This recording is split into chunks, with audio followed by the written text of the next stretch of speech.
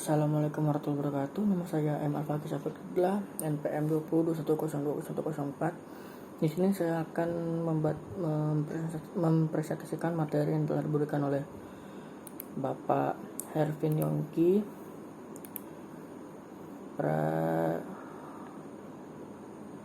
Pradikta,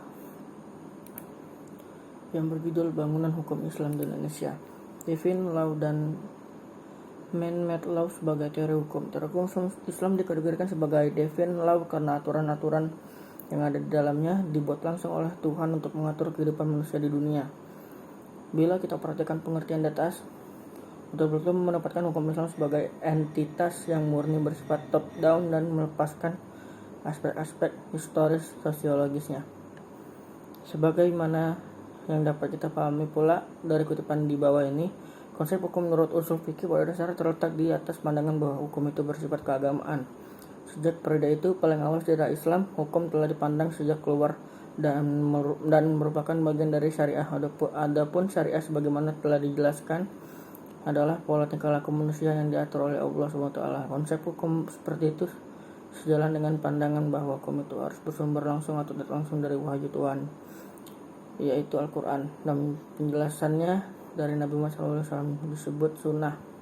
Bila di atas dikaitkan dengan politik, maka itulah yang disebut dengan demokrasi negara Islam. Sifat demokrasi negara Islam menunjukkan kepercayaan terhadap supremasi hukum suci yang menjadi sumber otoritas pemerintahan. Peraturan seperti secara inheren memiliki karakter supranatural dan yang luar biasa. Supranatural and extraordinary karakter.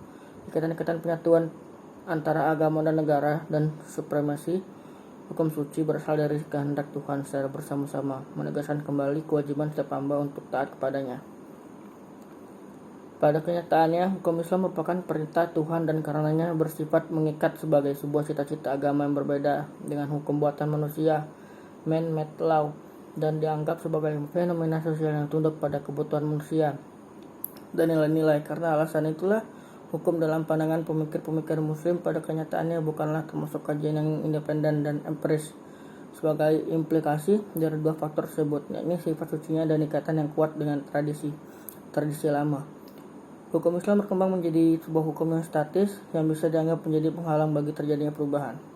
Perkembangan hukum Islam di Indonesia. Pada bagian ini kita akan mendiskusikan relevansi epistemologi hukum Islam Indonesia dengan pembangunan hukum Islam Indonesia dengan pembangunan nasional. Namun sebelum kita lebih jauh membahas persoalan tersebut, terlebih dahulu sebaiknya mengetahui apa yang dimaksud dengan hukum nasional. Mengapa kita memerlukan hukum nasional dan bagaimana caranya kita menunjukkan hukum nasional tersebut? Melalui penjelasan tersebut, aspek-aspek inilah kita akan mengetahui relevansi epistemologi hukum Islam dengan pembangunan hukum nasional. Pembangunan hukum di Indonesia. Dalam rangka membangun sistem hukum nasional, pemerintah menerapkan kebijakan untuk memanfaatkan tiga sistem yang eksis living law Indonesia, yaitu sistem hukum adat, Islam, dan Barat Belanda sebagai bahan bakunya. Ketiga, sistem hukum sangat berkontribusi dalam pembangunan hukum nasional. Tatanan hukum nasional Indonesia harus mengandung ciri 1. Berwawasan kebangsaan dan berwawasan Nusantara. 2. Mampu mengakomodasi kesadaran hukum kelompok etnis, keadaan, dan keyakinan agama sejauh mungkin berbentuk tertulis dan terunifikasi. 4. Bersifat rasionalis yang mencakup rasionalitas efisiensi, rasionalitas kewajaran, rasional kaidah dan nilai. 5. Responsif terhadap perkembangan aspirasi dan ekspektasi masyarakat. Perkembangan hukum Islam Indonesia, sarana dan prasarana.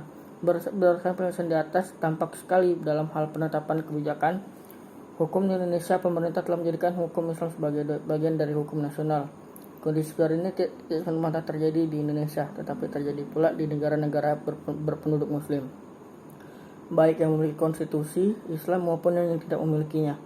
Sebagai sebuah sistem Indonesia, sebuah sistem hukum atau bagian dari sebuah sistem hukum, dia mempunyai tekstur tulis dalam bidang-bidang yang dicakupkan, memiliki lembaga peradilan sesuai tingkatan yang diperlukan, dan mempunyai alat penegak hukum untuk menjalankannya.